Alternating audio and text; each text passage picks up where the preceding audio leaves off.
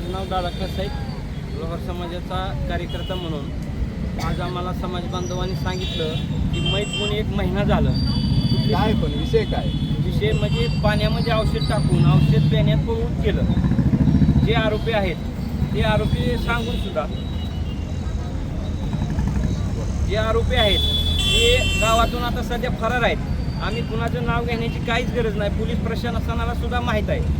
परंतु साहेब गावचे police Patil, retire police Patil आणि जगताप साहेब यांनीही गुन्हा दडपण्याचा चर्चा अशी आहे गावामध्ये की आम्ही पोलीस स्टेशनला 3 लाख रुपये दिलेत, गुन्हा काही दाखल होणार नाही अशी चर्चा आहे साहेब, आमच्या कानावर येते.